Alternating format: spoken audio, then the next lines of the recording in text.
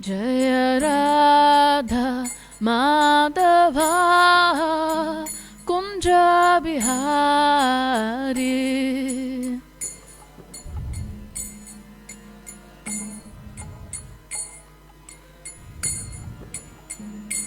Jaya Gopi Chanavallabha Girivaradari.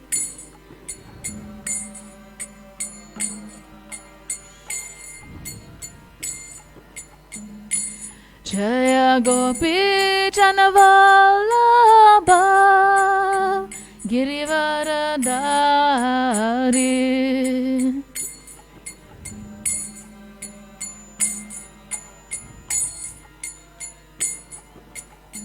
Yashodanandana Braja Janaranjana.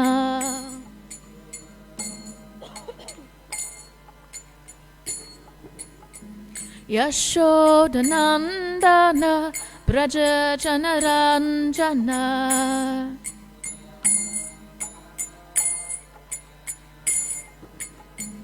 Yamuna Tira Vanachari.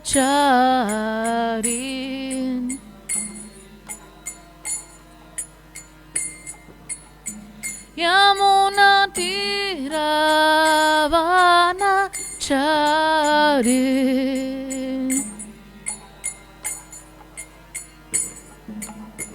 Yamuna Tira Vanachari.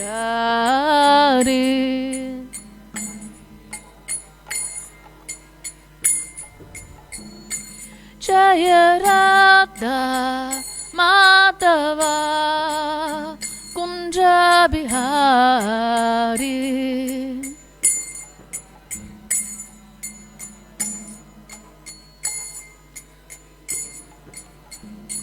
Jaya Radha Madhava Kunja Bihari.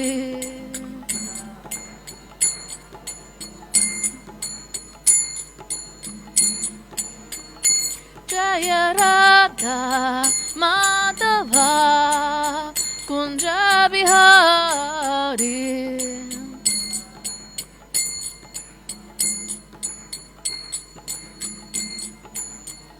Jaya Shri Krishna Chaitanya Prabhu Nityananda Shri Advaita Gadadhar Srivasadi Gaura Bhakta Vrinda.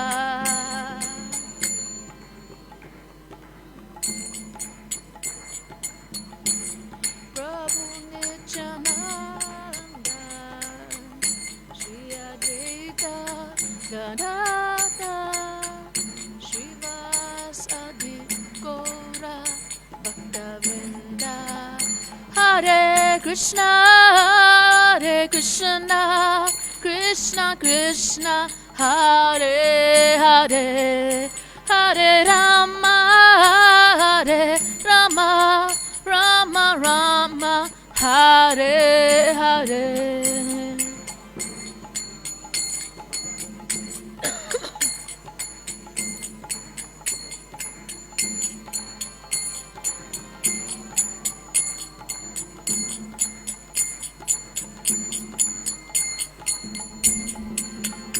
Hare Krishna, Hare Krishna, Krishna Krishna, Hare Hare, Hare Rama, Hare Rama, Rama Rama, Hare Hare.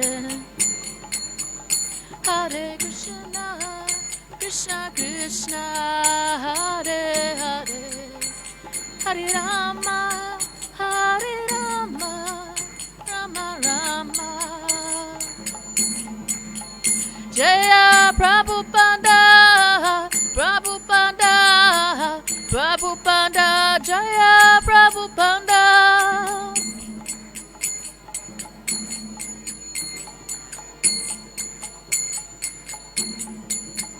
Prabhupada, Prabhupada, Prabhupada. Jaya Jaya Prabhupada.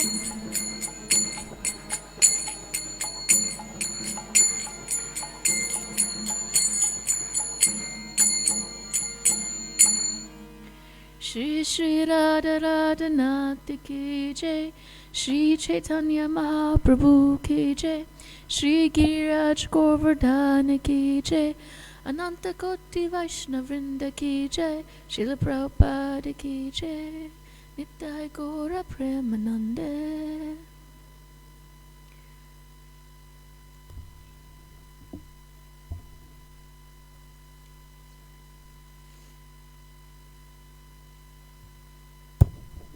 It's a new Vyasa song, it's a bit of an adjustment. Om Namo Bhagavate Vasudevaya. Om Namo Bhagavate Vasudevaya.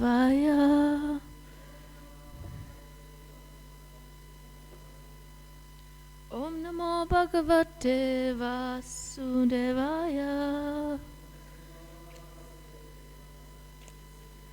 We're reading from Srimad Bhagavatam, Canto 4, Chapter 18, texts 23 and 24.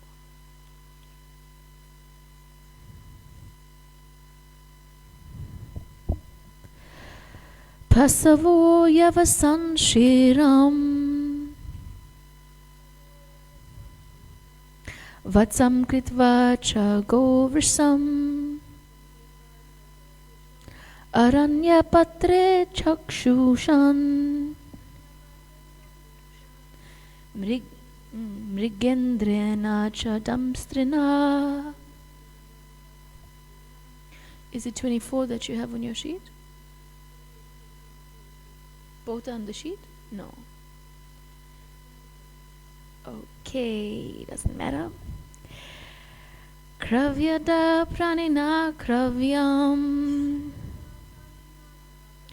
Duduhu sve kalevare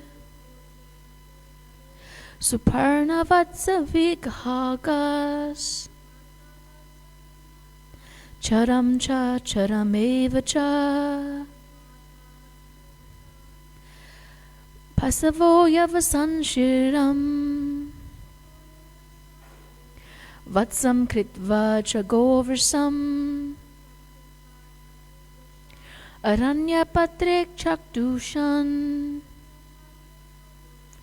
Mrigendrena chadamstrina Kravyada pranina kravyam Duduhu sve kalevare Suparna vatsa vighagas Charam cha charameva cha. Anybody have the verse to read?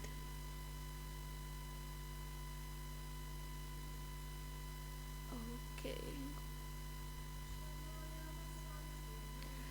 Pasavo yavasam shiram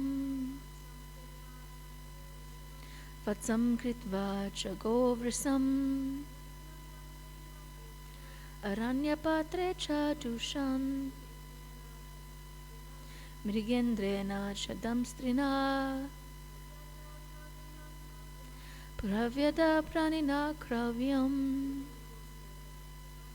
Duduhu sve kalevare Suparna vatsa vihagas Charam cha charam eva cha.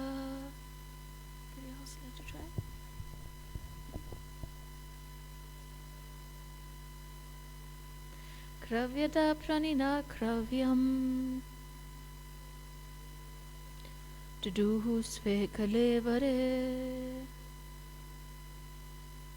Suparna vatsa vihagas Charam cha charam eva cha.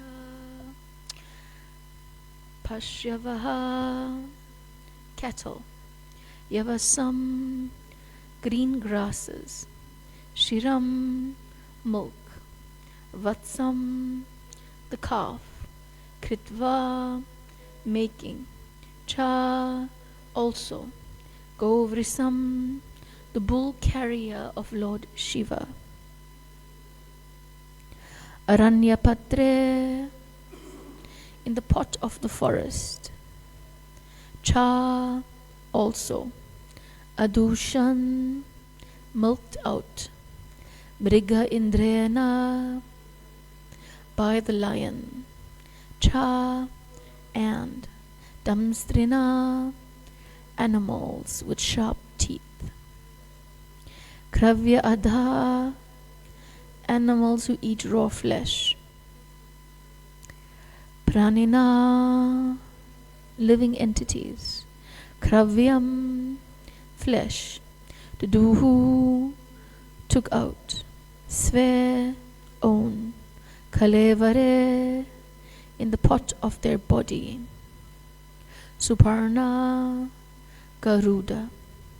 Vatsaha, whose calf. Vihaga, the birds. Charam, moving living entities. Cha, also. Acharam, non-moving living entities. Eva, certainly. Cha, also. The four-legged animals, like the cows, made a calf out of the bull who carries Lord Shiva, and made a milking pot out of the forest, and thus they got fresh green grasses to eat. Ferocious animals, like the tigers, transformed a lion into a calf, and thus they were able to get flesh for milk.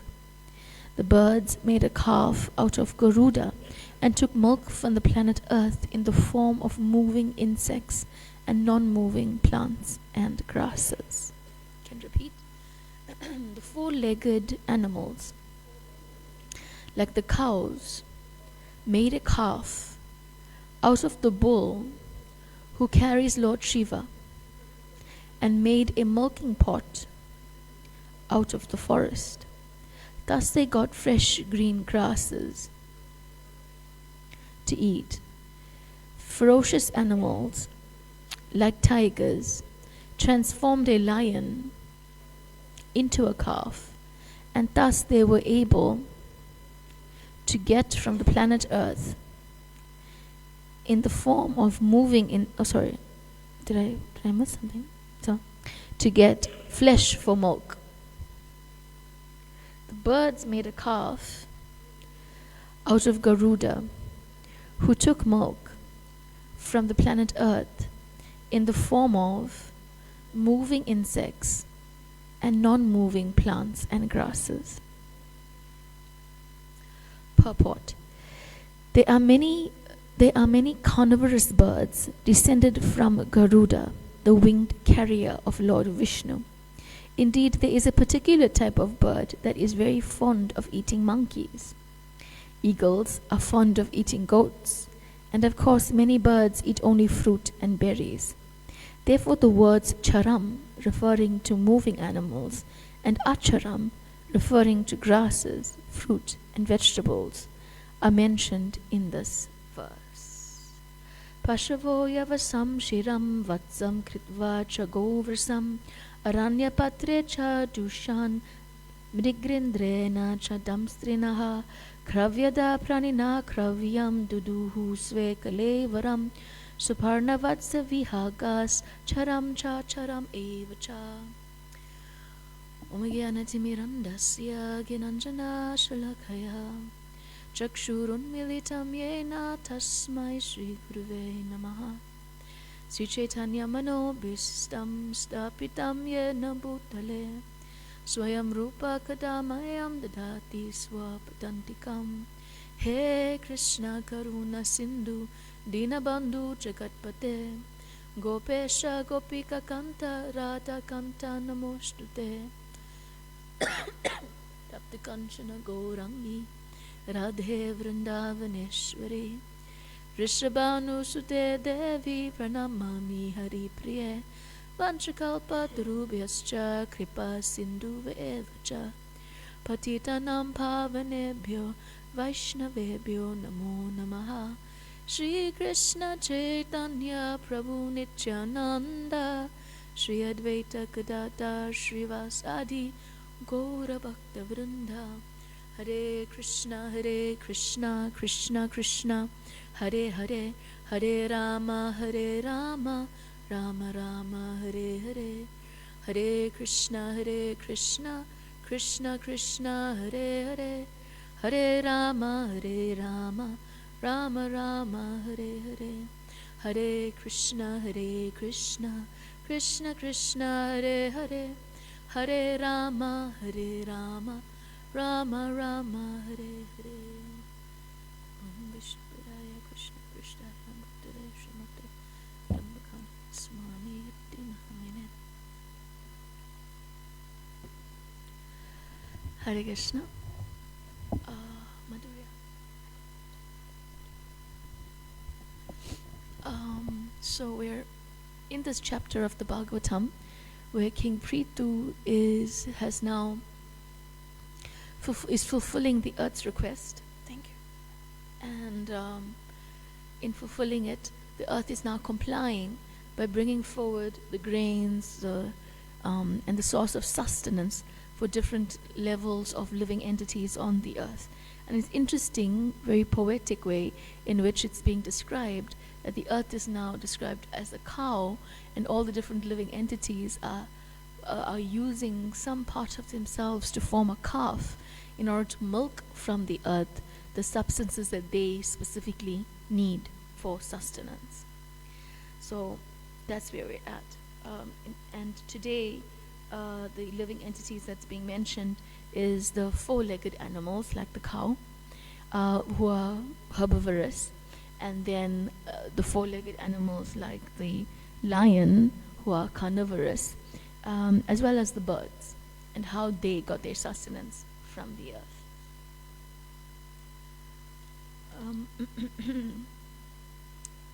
When reading this text, we can see firstly how the earth is able to give each species what that species needs. And that means that not only does the earth provide it individually, it's not expecting us to have one menu for everybody, but not only does the earth provide it individually, but also the living entities have an inherent intelligence of how to extract that from the earth. You know, the cows know they need the grass. They know which is the right grass. They know how to get the grass from the earth. You know, it's interesting though when you see that human beings actually have been the species that have been the least intuitive here, in knowing how to get what we need from the earth in terms of sustenance, because an animal can tell what's food and what's not food according to its build. A lion's not going to eat the grass. It's going to look for the flesh, you know. It knows this. But a living being often can't tell. You know, we eat things that are really not food. You know, we eat like potato chips that have been dried and packaged in plastic and paper for months and months with expiry dates. Actually, animals won't eat it. If you put it next to an animal, it wouldn't eat it, especially unless they're extremely starving or something. But they intuitively know what's fresh, what's good, what's edible. They know what's poisonous, what's not poisonous. Krishna's inbuilt this intelligence in them. But as human beings, we've become very detached from our, not detached is not the word, but covered from our, from accessing our intuition to know how to nourish our bodies and how to heal our bodies. All these kind of things is intuitively available to us, but we're so detached or removed from who, even as an animal, as a polished animal, what we truly feel and touch and what need to survive, that we don't know anymore. We just know, and that's because of the mechanized world we're living in, you know, the mechanized world that brings us to conveyor belt potato chips. So that was the first thing that struck me. But we also see that in Krishna, not only is Bhumi giving like this, but Krishna has made this arrangement for living entities to receive from the earth, physically here in terms of Prithu Maharaj, but also in terms of the broader scheme of things. Bhumi, in this sense, is also representing Krishna, because Krishna sees every living individual as every living being as an individual, and individually acts according to where they are at.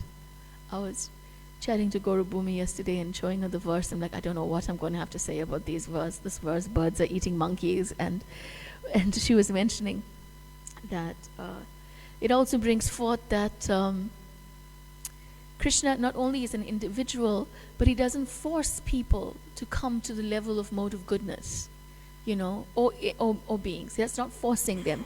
It's not forcing the tiger to leave its flesh, It's not forcing the cows to leave the grass, or the birds to leave the insects, But he's seeing where every living entity is at and is meeting them at that space. I think this is important for us as individuals in a spiritual movement, because our aim is to elevate people's consciousness, firstly by starting with our own, but by elevating people's consciousness. That means we want people to rise up. But in order for them to rise up, they need to first have some level of trust in what we're presenting. And for that, we have to meet them where they are at. So meeting people where they are at, even though where they are at may not be so savory, with the purpose of raising their consciousness, is a tricky thing. Because we could also come down to where they're at and stay there. But it's required. It's required for people to feel connected to individuals who are trying to connect them to Krishna, that we at least meet them where they're at, and then, not forgetting the other part, attempt to raise their consciousness. But also, how can we do that if we don't attempt to raise our own consciousness? And here Garuda is mentioned. Shri Radha Radhanath ki jai, Shri Chaitanya Mahaprabhu ki jai, Shri Giriraj Govardhana ki jai, Shri Prabhupada ki jai.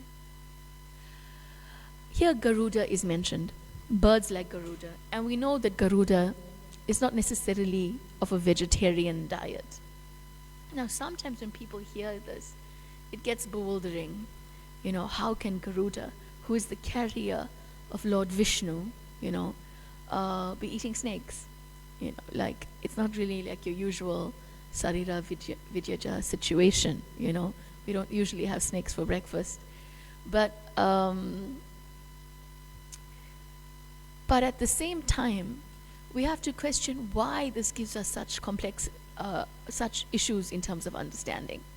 And you'll see that as when we enter into Krishna consciousness and we start applying the rules and regulations and we start trying to follow them, whether it's Garuda or whether it's the other person in the Brahmachari ashram or Brahmacharini ashram or the person sitting next to you in the Sunday Love Feast, we tend to want to project everything that we are following on them.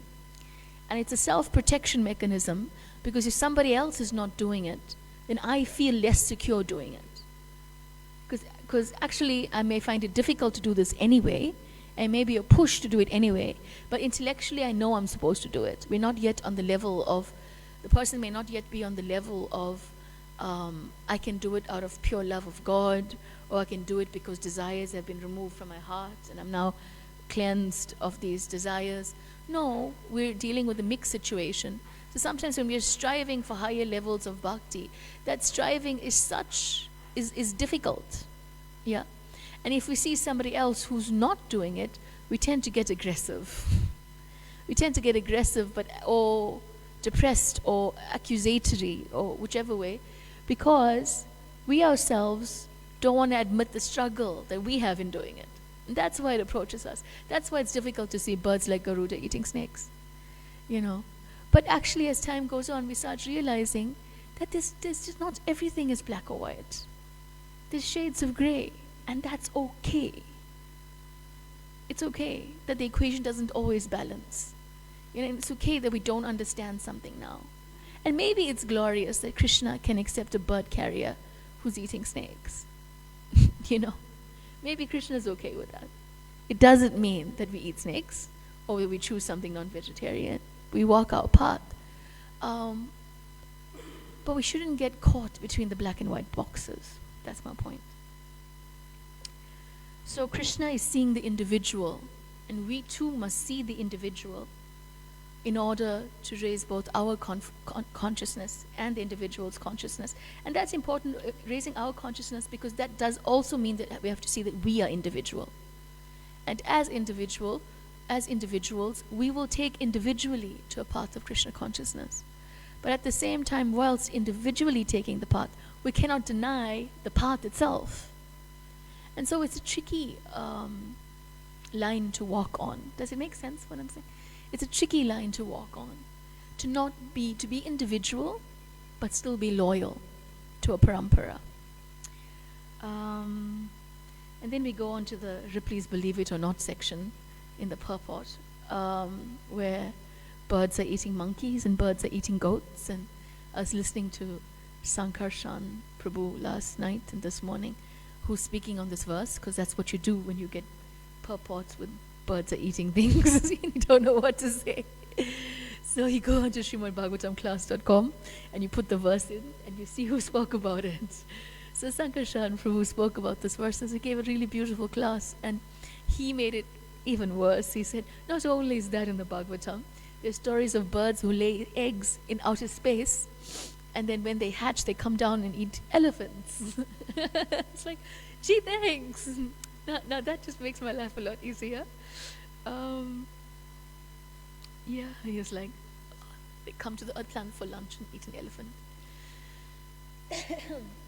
So what do we do when we encounter these things in the scripture that seem like Harry Potter-ish? What do we do when we encounter them? Well, one thing is that he had a very unique take on it. Well, it wasn't unique, as very applicable. We've heard before that, the way faith develops. Faith develops, it's like to have faith in something that you're not sure of means to first take a step while in doubt. While in doubt, you still take that initial step, that shraddha. And that step is really the map that Srila Prabhupada gives us to the path of bhakti. Gives us as a map to the path of bhakti. And he says, do this, do that, do that, And then we decide to attempt to try to do this, and do that, and do that. And we see that there's some transformation in our hearts, some transformation in our personalities, some transformation in our minds, And with that transformation, we gain faith. Like, hey, this map may work. And it's similarly to being in a lost in a place where you're trying to find an address, and there's no Google Maps. And you're working with a map, and you're not sure if it's the right map.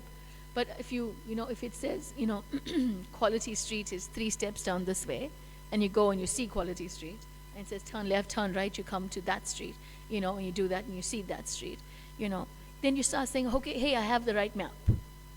Faith develops. So similarly, when we're working with the map of Krishna consciousness, we take with a little push of faith, we read or hear what Prabhupada tells us, and then we invest in those, and we see, hey, it works. That's how faith develops.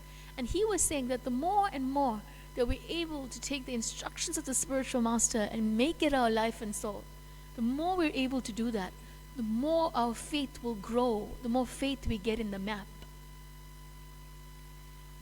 And as our faith in the map grows, so then when Bhagavatam tells us that birds come to earth at lunchtime to eat elephants, we're like, yeah. Because our faith we've invested enough in the instructions of the spiritual master and seen the effect enough that we can accept that these things may exist. Now, that may still, somebody else will say, but that's still blind faith. Like, okay, because you accept the person, it doesn't mean all the directions on the map are okay just because a few are okay.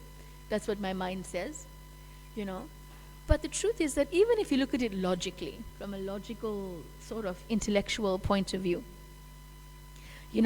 intelligence may tell us that because of some scientific principles, birds can't live in outer space and lay eggs there. But intelligence should also tell us that we don't know. We don't know if birds can go to outer space and lay eggs there. We don't own outer space. We haven't charted outer space. We don't know every part of it, you know. And then if you look at within our history of just our existence, you hear about things like dinosaurs, and they could fly. They were big birds, you know. You hear of things like dragons. Is this all fantasy? Where did it come from? How did people intend to imagine it if there was not some semblance of truth? And if there was some semblance of truth, why would it be hard to accept that for birds that could eat goats? I'm sure a dragon could eat a goat. It would really fry it first with its fire, but, you know. So my point being that, is it that far-fetched when we have no idea and we cannot encompass all understanding in creation? Or is it that our brains are so tiny in its vision that we're too small for the understanding? You know. So real intelligence will actually tell us that it's a possibility, that we can't exclude it. You know, it's a possibility. So just even from a logical point of view, you know, we can see it like that, because the world is bigger than our brain, and it's even bigger than our imagination. Krishna's creation is bigger than what we can imagine. So therefore, logic even says that, well, maybe no one's ruled it out yet. You know, no one can actually rule it out yet. So faith is a delicate thing. And not only does our faith grow with time, but we must grow our faith. We must put the endeavor to grow our faith. And how we put the endeavor to grow our faith? By putting full effort and energy into the orders and the mission of the spiritual master, of the previous acharyas. Now, Sankarshan Prabhu was saying that how, if we do that, if we place full faith and full effort and endeavor in the instructions of the spiritual master and the desires of the parampara, then we come to the point of seeing Krishna face to face. And there's a verse in the Bhagavatam that describes how, just like when you eat, you are naturally, your hunger goes away, naturally you are becoming full, and naturally there's a sense of satisfaction. Those things are not independently happening. They just happen when you eat. Yeah. So similarly, by following that process of bhakti, naturally attachment to Krishna comes, naturally detachment from the material world comes, and naturally we will see Krishna face to face. And if our faith is not there yet that we actually believe it, you know, then we have to follow the orders of the spiritual master better. You know. And why? How will we see Krishna? How will we see Krishna?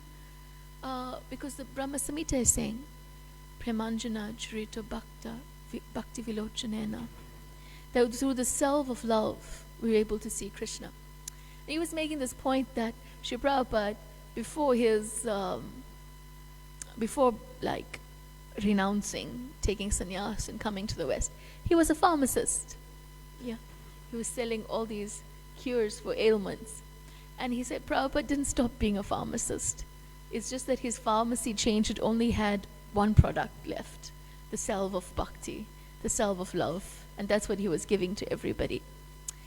And the truth being that, yes, we will see Krishna because we are seeing Krishna currently. We're seeing Radha Radhanath on the altar, that's one way.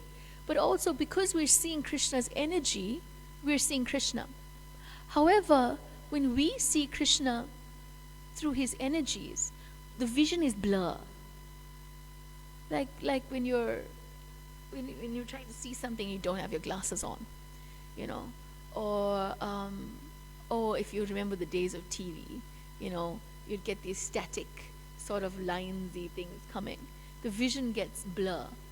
So we are seeing the material energy, but the pure devotee, he or she sees Krishna.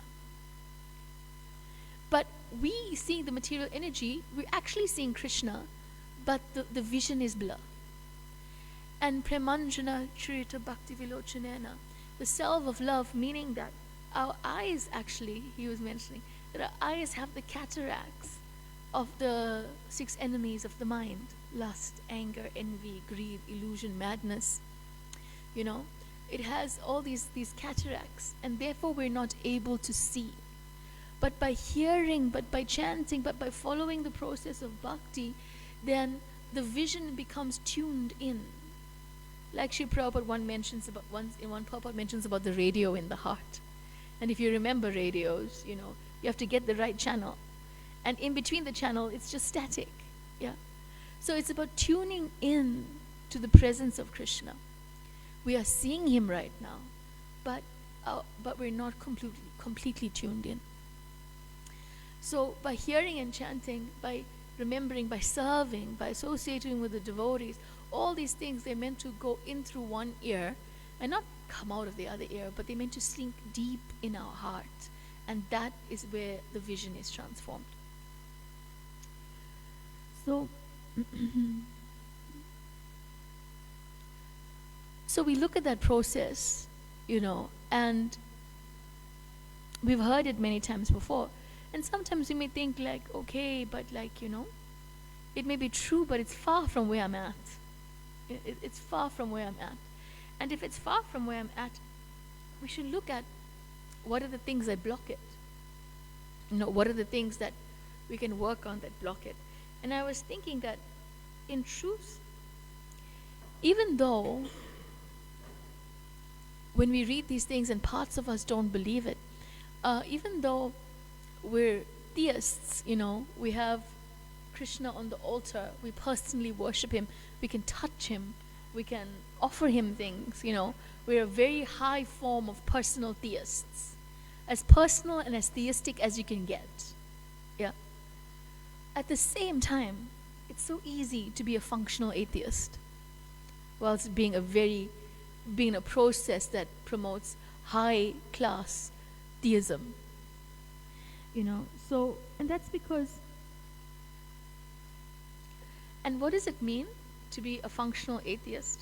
What it means, as in, there's different definitions, but the way I personally understand it for myself is that, you know, we know that Krishna is God, and sometimes we feel it, but then we pick up our bead bag and japa becomes a process and not a person.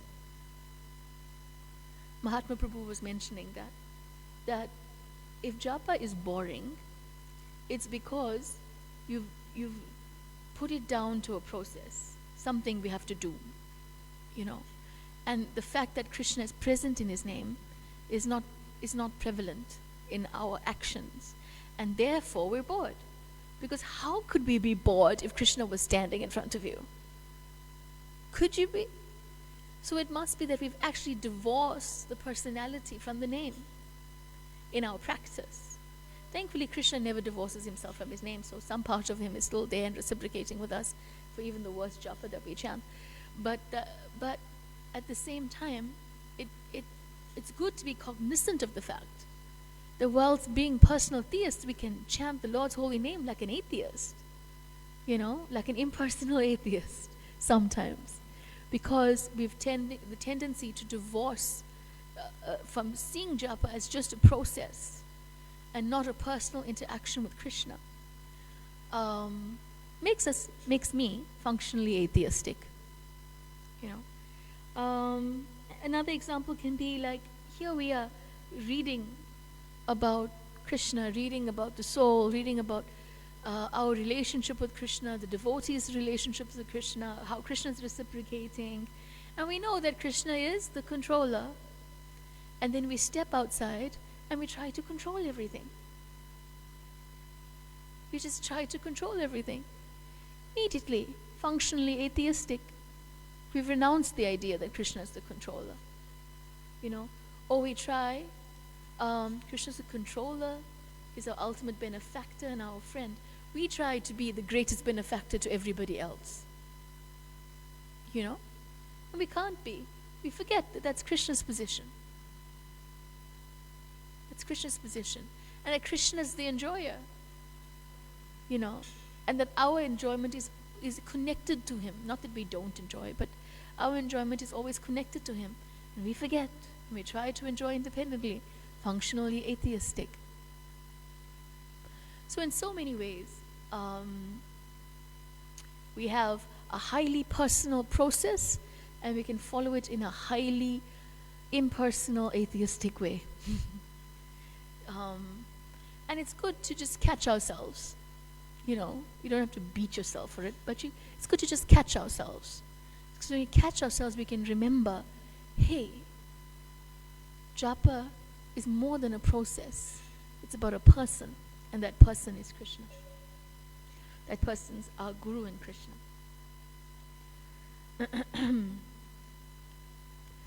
So,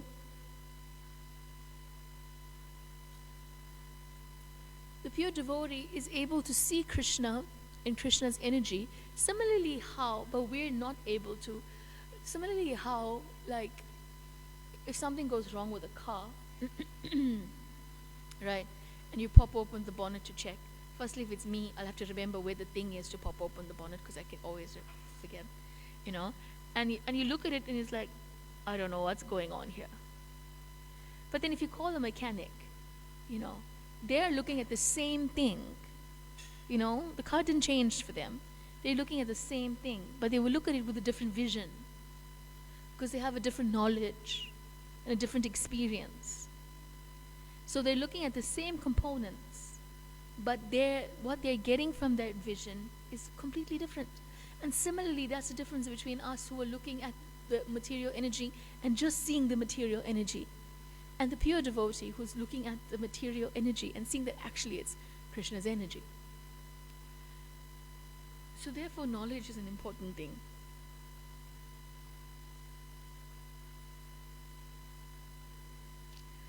So,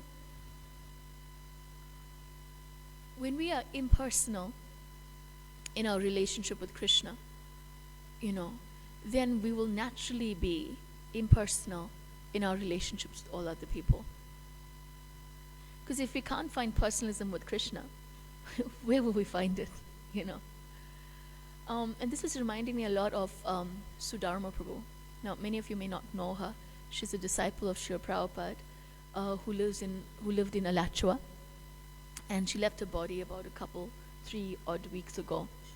But she spoke about this concept called radical personalism, about truly treating every individual in a way that you understood and wanted their best interest at heart. Not that you wanted to make them a Hare Krishna, not that you needed to get something from them or let them do some service, so we trying to be nice to them or something. Not that they need to fill a placeholder, but you saw the individual for the individual as part and parcel of Krishna, and truly tried to serve them, And I have to say that for me there was an incredible concept that I liked until I could actually see somebody who truly acted like that. And she did. She truly, truly, truly acted like that. I remember I had something due for her. She wanted me to write something. And I was late. I didn't have it done. And it was a creative thing, and I wasn't in the space where I could really get the juice for it. So I told her, I'm so sorry, I don't think I can make it. And this was one of my first interactions with her. And she responded and said, that's no problem. You're not doing this service for me.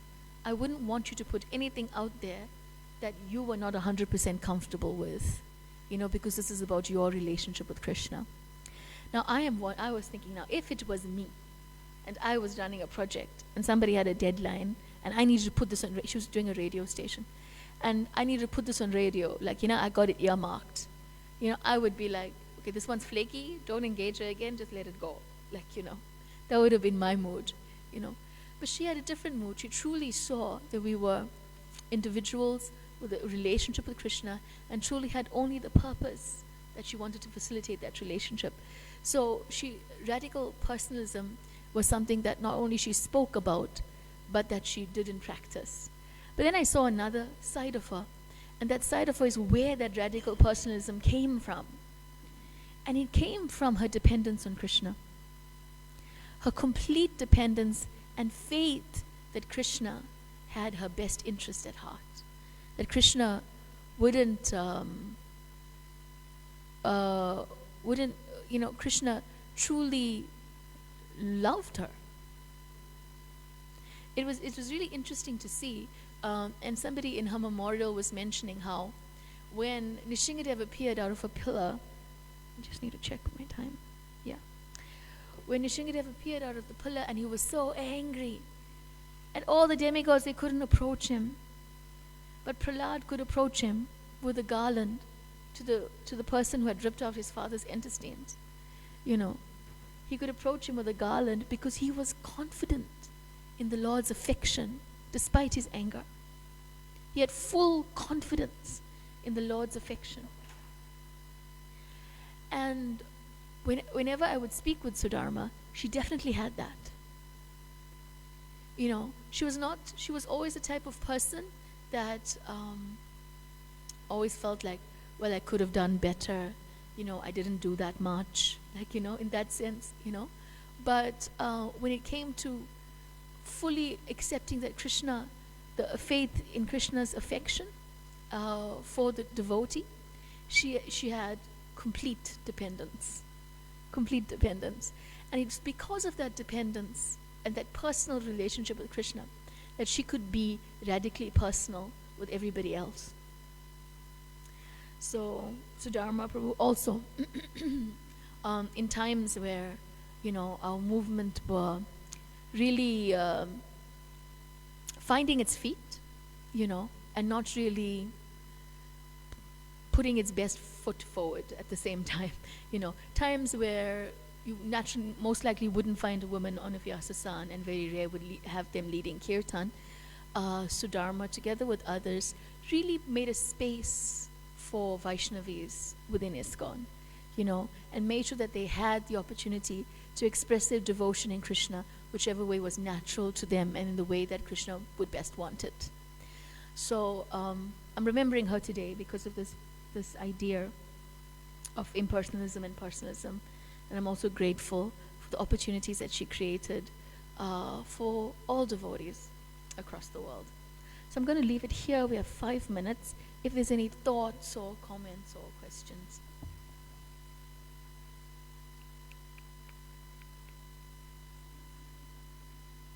You have to use the mic because everybody on the internet, yeah.